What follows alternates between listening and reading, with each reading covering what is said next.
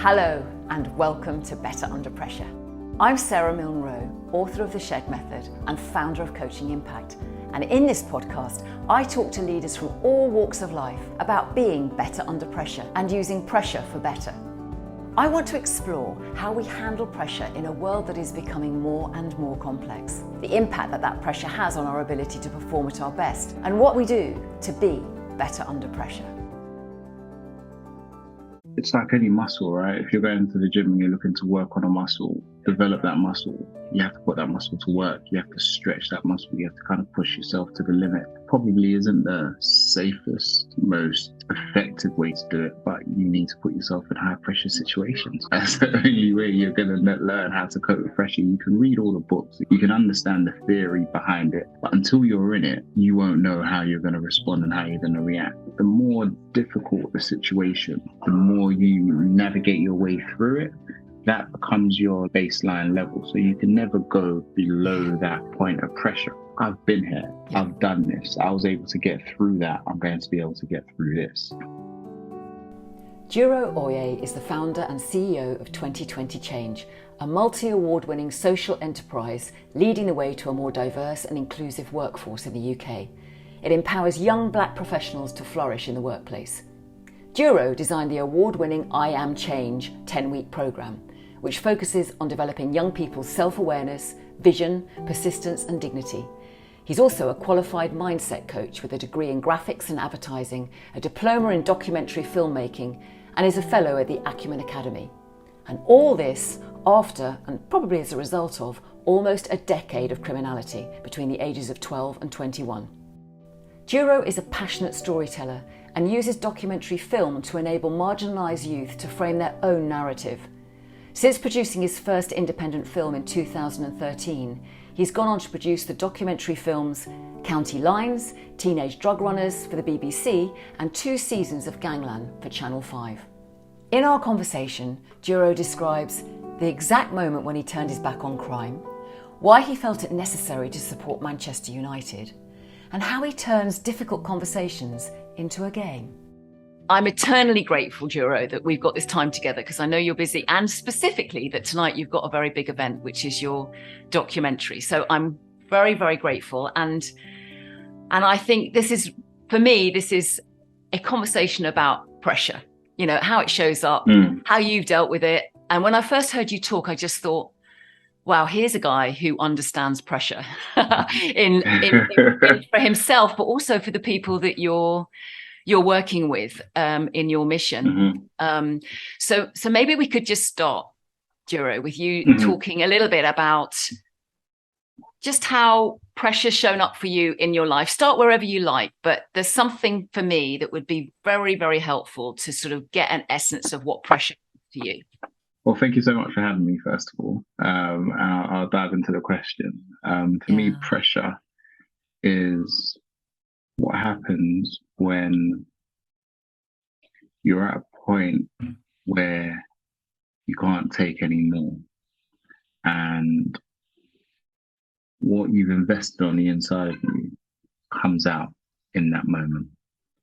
And for me, I feel like my life's work is all about ensuring that people are making the right kind of deposits in themselves. So when they are in high pressure situations, you know, the fruits of what they've already deposited on the inside of them comes out. And that's, for me, something that I've had to deal with pretty much my whole life, or my whole adult life, I should say. But then it also kind of takes me back to growing up way before my time also. So all of these things have compounded and added to me becoming the person I am and being able to deal with high pressure situations in the way that I've managed to be able to just kind of deal with it and navigate. But for me, that's what pressure is. When you're up against it, then you feel like you can't take any more, and then what you've got on the inside of you comes out. Great. So if we were to dig into that a little bit more, Duro, can you remember, I mean, you actually referred to it as being as an adult, but can you remember the first time you felt pressure or you recognized that feeling that you just described? Yeah, funny story. So I think I'll take you back to the first. So I wasn't born in the UK. I was born in Nigeria, and I came over here when I was about 5 or 7. Can't remember the age exactly, but I remember my first day of school.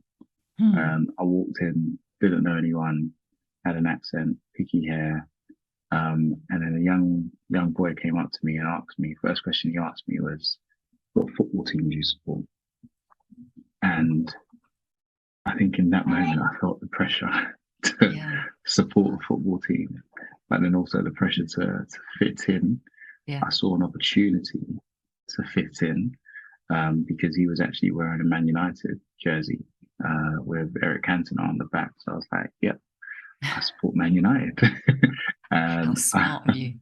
I've been an ad hoc supporter of Man United ever since. But I think, you asked me to think back. I think that's the first time I felt pressured to, and I'll say pressure to fit in, pressure to morph into something that I'm not in order to be accepted. Interesting. And did that feels like quite a cognitive process for you? Did you feel it anywhere else? I mean, how did you, I'm sure this has evolved, and we'll talk more about how pressure has evolved for you in your journey, which I found fascinating when we first met. But was it a cognitive sign, or did you feel physically something before that realization that this is an opportunity for me to belong or fit in? I think I felt something. What I felt, I don't know if I can find the words to describe it, but I could definitely think back to actually feeling something and thinking, this is an opportunity. I think from a very early age, I learned how to recognize opportunity, both good, bad, and ugly. And over the years, I've kind of mastered the way of kind of like navigating my way through opportunities and rooms and spaces and people. I learned to read people quite early. It's like a survival instinct, which I'm sure we'll kind of get into as we go along.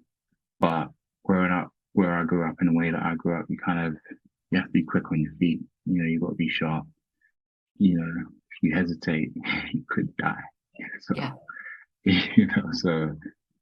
And obviously these are early stages, so I can't really pinpoint where it came from, but I've always kind of had it in me, and I don't feel like I can't say I was born with it. I think it's being a product of the environments that I was in growing up, family that I grew up in, things that I saw, things I had to pick up quite early. So it's kind of like a gut feeling that, it's one of those moments. I think that's so interesting, Duro, because in conversations that I have with leaders around pressure, I mean, it physically feels like a life and death situation often, even if it's just a board meeting, or you're going for investment, or you've got some sort of resistance to something that you really want. But what you're saying there is, for you, it was actually literally life or death in many occasions, and so therefore that muscle of alertness to that became quite well honed very early on in your life, is what I'm hearing. Would that be fair? Absolutely. That's very fair, yeah.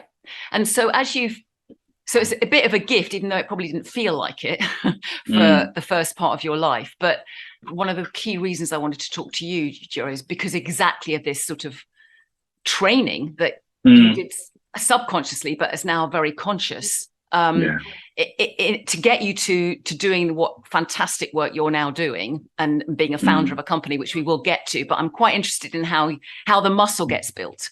Absolutely. Your story is like such an immense amount of pressure at an early age that you could have equally, and I'm sure you saw many people get stuffed by that pressure or get completely halted by the pressure, but you found a way through it. And I'd love us to just unpick that a little bit, which I'm sure you do with the young people that you work with.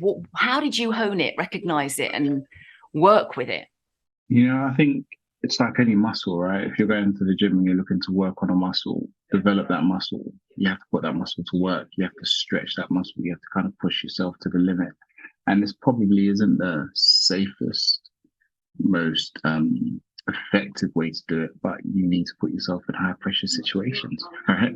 That's the only way you're going to learn how to cope with pressure. You can read all the books that you want, you can understand the theory behind it, But until you're in it, you won't know how you're going to respond and how you're going to react, you know. And the more difficult the situation, the more you navigate your way through it, that becomes your lowest baseline level. So you can never go below that point of pressure, right? So it's like, I've been here, I've done this, I was able to get through that, I'm going to be able to get through this.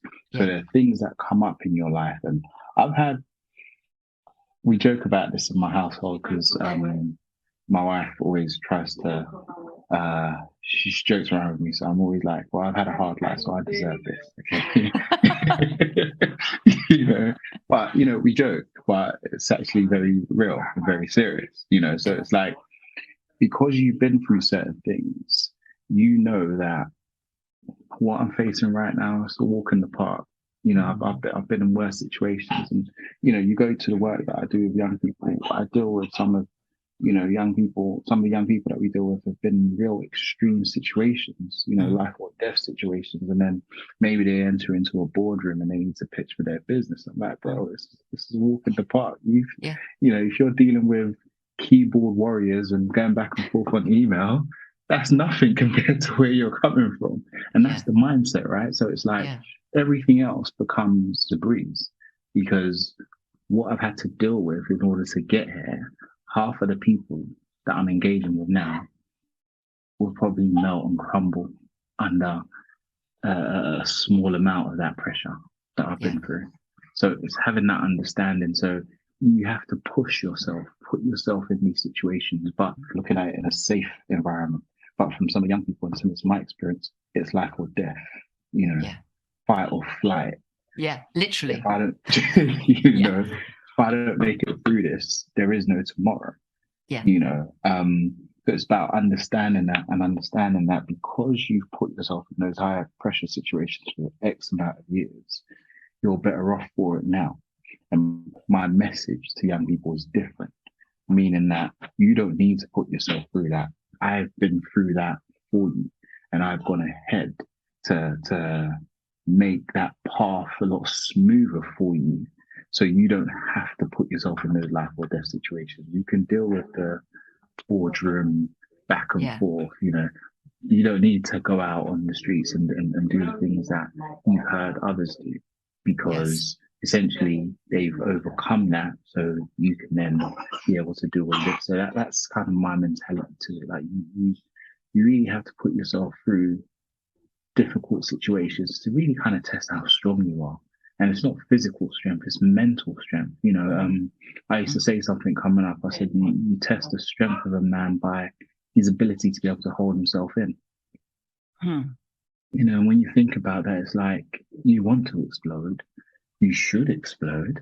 That this situation deserves someone you really to be able to lash out, but you don't. You just kind of take it in. You breathe. You know, we've got breathwork exercises that we deliver on our program now. You know, and that's something from, you know, the communities that we serve. What's breathwork? Where on earth would they have heard of breathwork? You know, and we introduce them to these things, and it's like in a high pressure situation, just take a moment, take a breath, regulate your breathing, and it helps. You know, so you can really diffuse high tension, high pressure situations by your breathing and by your words. You know, and I'm a huge believer in meditation. You know, meditating, having quiet moments, slowing things down, really assessing, looking at everything from a bird's eye view. How am I going to navigate through this? It's not just the first instinct that comes to me that I act on. I have to explore all the options. And presumably that sort of understanding that you just articulated there, Duro, has come with time. So that you can then package it up in a way that, as you've just said, is useful. You've done the hard yards. You don't need to do them. These are the things that make a difference. Sort of believe me, is what I'm hearing from what you're saying. But if we were to track back to your journey, can you share a moment where you were in extreme pressure and you almost like found those phases that enabled you to hold yourself strong when actually everything else was screaming something else? Can you just take us to a moment where you learnt that? I think setting up the organization, it was probably one of the most hardest things I ever had to do, because I was entering into uncharted territories, completely new. I had zero experience, zero support in the early stages. So I kind of had to learn on the job. And at every turn, I would get doors shut in my face, because what we deal with on our program is high level psychology, mindset adjustment, getting people to think differently. And when I started back in 2013, lived experience wasn't the buzzword that it is now. So people looked at me, looked at my background, looked at my education and my qualifications. Everything was creative. I had no psychology. I didn't have a psychology background or anything. So people will always underplay the impact that I could have.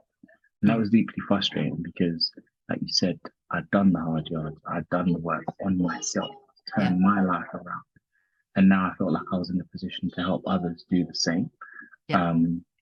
But at every given opportunity, I'd get that no in my face. So I had to do those things that I'm saying now in terms of pause, breathe, and be like, okay, they can't see this, and I can't stand here and be angry at them and try and force it upon them. I need to think of another way to get around this, and I had to mentally kind of forgive them for their short-sightedness. Right? So you can't fault someone for being short-sighted. It's my responsibility to present it in a way that they can see and understand. So that's when those kind of processes kind of came in, and I had to be extremely patient, which wasn't always my strong suit. I was an individual that had a short fuse, and once that fuse had gone, that's it. So over time, I had to unlearn certain things and understand that that's not the best way to go, meaning that you can't fight your way through every situation or through every issue. You have to find a way to come to a mutual understanding, bring people to the table, either bring them to your level or step up to their level. So I think that for me was kind of like the first time I had to take my frustrations and turn it into my power, really. So now people talk about having a superpower, and I say that one of my superpowers is my ability to have difficult conversations. So I don't allow the other person's viewpoint affect me emotionally. I understand that that's your viewpoint. Now my responsibility to help you see things from a different perspective, and that's the game. Before we continue, I want to dig into a few things Duro has just shared. Breaking up with a habit is a hard thing to do. In fact, you can never completely break up with or delete a habit. It's always lurking around to be reignited if you choose to give it energy. So when Duro mentions that he had to learn to be patient, that would have taken a lot of effort. A lot of effort turning an old feeling of frustration into what is now his superpower, his ability to have difficult conversations. Because the only way to unlearn a habit is to actively decide to create a stronger, more powerful habit to override it. I love hearing Duro describe the ingredients that helped him override his old habit. First, he changed the story. Instead of letting the frustration overtake him, he would say to himself, "Yep, I understand that's your viewpoint, and it's my responsibility to help you see things from a different perspective." Not always easy, I know, but that's when Duro's second ingredient really helps. He makes it a game. The game is, can I help this person see it from a different perspective? He says, I don't allow others to affect me emotionally. And that's the game. It feels lighter, more enjoyable, less pressure. So, if you want to learn a new habit, keeping it light, a game, a fun experiment, can help you learn faster. It becomes a playful, what if I try this? Or let's see what happens if I do this inquiry, rather than a giving yourself a pressured, time-bound ultimatum. My sense is that you're adapting a skill that you were doing in the past, but you're making it into a much more positive force for what you wanted to create as a founder of this company and to impact young lives in a way that has, your mission lives and breathes that. I suppose what I'm finding interesting is I suspect you were probably doing that in some shape before you chose to change your life. Would you agree with that? I would agree with that. And, you know, like you rightly said, you don't know what you don't know. You know, like a lot of what I was doing, I didn't know I was doing. I didn't know that I could do it in a positive way. I didn't have anybody around me to show me how to, you know, use those skills in a positive way. I only had people that was showing me how to use it in a negative way. And, you know, that was what I saw. So I emulated that, you know, until I removed myself from certain environments, placed myself in new environments, and I got to grow and learn under the wings of people that had those same skills, but never walked my path, right? And I was like, okay, so this is the way to do it. You know, this is the way to navigate this space. And with that knowledge and that information came again a huge amount of pressure on my shoulders, because it's like, am I the first one from where I come from to discover this? And if I'm not the first one, why hasn't anybody else showed others that this was possible? You know, to utilize the skills that they acquired from doing a lot of the wrong things that we did as transferable skills that, one, could make you very successful, you know, which is what a lot of these young people are looking for. To live a very comfortable life, can make a lot of money, and most importantly, you don't have to constantly look over your shoulder. Why is no one saying this? So I felt I didn't need to be a multi-millionaire or a billionaire or have, you know, a FTSE 100 company to be able to share this information to those that are still in at arm's length away from me. I felt like I could do this now. And if I take one step forward, I reach back, bring other people to where I'm at, take another step forward, and we just continue moving forward that way. And by the time, you know, we're hitting heights of success, we're doing it together. Yeah. And that became my life's mission. I felt like I needed to pass this information on, and I couldn't be the only one that had this information. And the higher I went, the more I started to recognize those same qualities that I have in other people. And the more I shared my story, the more other people felt comfortable to share their story. And in my mind, I'm listening to them and I'm taking it on board and appreciating how far they've come. I'm like, well, so why didn't you do nothing? You know, but why is it now you're telling me, oh, sure, I'm so inspired by your story, I love what you're doing, but you've been at this level for several years. And in my opinion, you've got nothing to show for it apart from, you know, the big house, the big car, and, you know, the fancy clubs and all of that. But where are the other people that you've brought along on this journey? For me, that's what's inspiring. For me, that's what's meaningful. It's about you've been given access to something. Immediately you're thinking, who else needs to benefit from this? Yeah. It's not just about me, myself, and I, because at the end of the day, once you're successful, your family's successful, you're able to provide for your family, and then what? You know, it's got to be more, right? So why wait until, you know, you're in your midlife, maybe 50, 60 or whatever, then you think about giving back. Like, everyone's got something that they can give right now. Yeah. Yeah. That was my mentality. I mean, it's such a strong message, and there's so many things you said in that, Duro, that I want to pick up on. But I remember having a brief conversation when we first met. I think we were in the corridor somewhere, and you said, and I was asking you about a particular situation that I really wanted your guidance on, if you remember.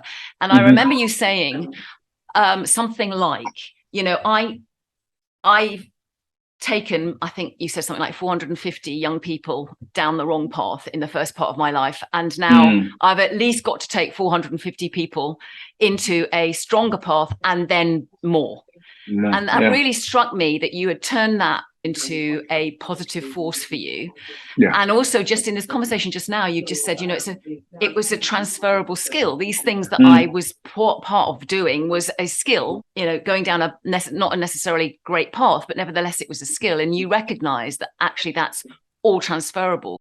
When did you recognize that? When did you make a choice to think, enough? 16th of August, 2006. Blimey. You see those moments. No, but it's so interesting that it's like imprinted, right? That feels like a really, really positive, like, second for you. Yeah. It was definitely kind of like a road to Damascus type moment for me, in a sense where it's like, I knew I couldn't continue doing what I was doing because I've been doing it for so long, and I'd reached certain heights where if I went any higher, it's either I'd end up in prison, end up killed, or I don't know, maybe a mental institution. Like, people around me were going down those free paths. Some were even getting deported because obviously if you commit a crime of that magnitude, you're not a British citizen. That wasn't my situation, but all of these things were happening around me, and I was thinking, like, I knew I had something, and I knew I hadn't applied myself in the best possible way, because I always knew that there's always more that I could do, and what I was currently doing was just kind of scratching the surface, but I never saw anyone did that. What was more that I had in mind? So there was that element of, I don't know whether it's actually possible, right? But then it was that willingness to actually try. Because at the end of the day, it's like, what do I have to lose, right? I've already built, quote unquote, wealth, comfortable life for myself. I had a reputation and I had everything that I wanted at the time. But I still knew that there was more, because I knew that wasn't sustainable. Right. And, you try to clean the money and do positive things, but it just never really amounted to that. So I also felt that my mum's prayers protected me for X amount of years. And I felt like I was running out of layers of protection. Oh, okay. So it's like I've come to an age of accountability, and I decided to turn it around. So I was involved in criminality from the age of 12 right through to 21. And over those years, I rose through the ranks. So I got in. That's why I also joke around not really having a childhood, so I had to grow up very quickly. So a lot of these things, these qualities, these skills were instilled in me from early. And I was using them quite well. So I was very successful at the wrong things that I was doing. But then there was this niggling thing on the inside of me that, like, is it luck? Or are you really as brilliant mentally as you think? And then there was that. I started thinking, really and truly, anybody could do what I'm doing and become successful if they just, so this brilliant mind of mine that you claim to have, these brilliant thoughts, these brilliant ideas that you never put to work apart from utilizing it in this wrong way. Why don't you just try and do something with it and see what happens? And then that was that niggling thing. And I just thought, at least if I try and it doesn't work out, I can say I tried. I can't not try it and then just continue down this path. There's a lot of the young people that I started to come across. A lot of them turn around to me and say they had no choice. Meaning that the environments that they grew up in, the households that they grew up in, led them down this path. I don't have that story. I don't have that experience. I came from a loving home, 2-parent household. My parents sent me from Nigeria to my sisters. It was very loving. They provided me with everything that I needed. But all my issue was, I had big eyes. That was my issue. And I told everyone that asked me, it's the issue of wanting more than what you need and what was provided for you. So I was always looking at everything else out there. I was like, why do they have that and I don't? So I'll go out and get it. So that transition came for me when I realized, one, that my mum's prayers were going to, the layer of protection was going to run out, and I needed to develop my own. My faith had a major part to me turning things around. Because I also felt like I've been dilly-dallying, one foot in, 1 foot out of my faith. What would happen if I go all in? And like, I was all in doing what I was doing before, and I happened to be successful in doing that. And I try this. So it was just that element of trying, let's see if it works. And when I finished uni, I said I was going to go back. I was going to get rid of everything that I attained from that world. So everything that came with it, started from zero, moved back into my mum's house, gave up my apartment, car, all of that stuff. I started from scratch, and I buried myself in the church. I was in the church for about 2.5 years, just learning. That was where the mindset shift came from, listening to what they were saying, but then practically applying it to my life, and taking what I was learning there, incorporating it to what I learned on the streets, and seeing how I could use what I learned from the streets, redefined in this biblical way to do good and help people. And the result is what we have in 2020. Amazing. So the environment change, the people that I surrounded myself with, the mentality, and then using that and continuously thinking about what I could do is what landed us here. But I can't stress enough the environment and the people. I cannot stress those two things enough, because they were major factors in showing me what was possible. Because I became surrounded by people that were doing positive things, meaningful things, very comfortable, able to afford the kind of lifestyle that I had when I was on the streets, but they don't have all the stresses that come along with it. But okay, I could do this. And because it happened so early in my life, I made the film at the age of 26. So the church that I was a part of had a TV station attached to it. So I then was volunteering. I studied graphics and advertising at university. So I just moved from graphic design to motion graphics, went to film school, fell in love with filmmaking, made the documentary, met the young guys, and I thought this is my angle. I can connect with these individuals, and their stories were far worse than mine. So they saw me as someone that made it out, even though I wasn't at the level that I was before financially, but the mindset was there. Yeah. And they said that they never met anybody that had that mindset, but had that mindset in a positive way. And that inspired me to want to do more. And here we are. Such a useful and interesting story, Duro, which I know is only sort of like skim the surface of it. But I just love that point you make about the power of the environment and the power of people that you surround yourself with. And I also like this dynamic you talk about in terms of, what if I just tried? And at the same time, you're saying, but I need to immerse myself. So it's like all in something. It seems to be important if you're going to try and get out of something. And I think that's interesting when you think about habits and practices that enable you to have either more resilience or deal with pressure better. It's this dynamic between let's experiment with something, but actually go all in. All in, yeah.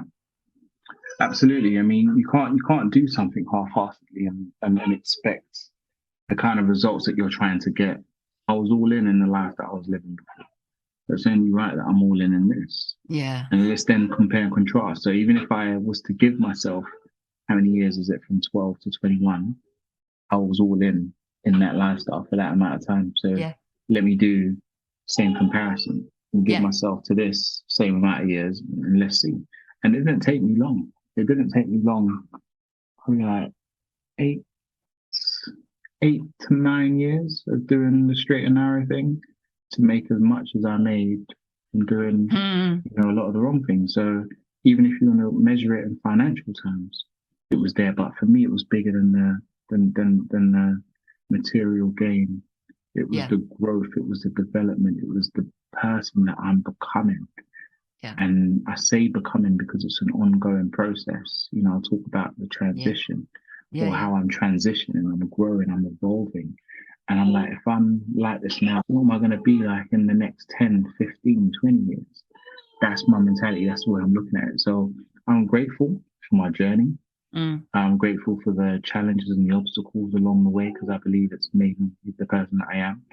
I'm grateful for my mom's prayers, because that's helped protect me from a lot of things. A lot of the spaces that I take up today, I probably wouldn't have been able to take up if, I had a criminal record and all these other things that come along with living that life. So I owe it to my mother and her prayers to be able to go back and ensure that others don't make the same mistakes that I made, and they can navigate this world a lot better than I did.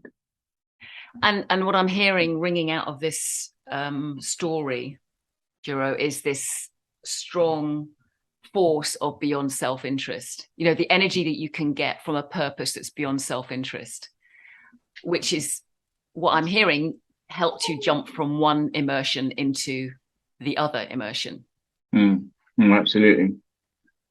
It's great. And also, I think the other thing that I'm taking from this, which hopefully is, well, it resonates with the work that I do, is like often you're talking to a leader who wants something, wants to be better in a particular area, but they're also running this skill somewhere else in their life. You know, it might be on the football pitch, or it might be running, or it might be the way they're parenting, or it might be the way they're looking after their siblings or something. But there is a skill that's they've compartmentalized, yeah, outside of what they're currently doing. And when you can start making the connection, which your story totally embraces, is recognize the skill set you have wherever you have it in the world, and just point it in a direction that's better, you know, or where you want to have the impact.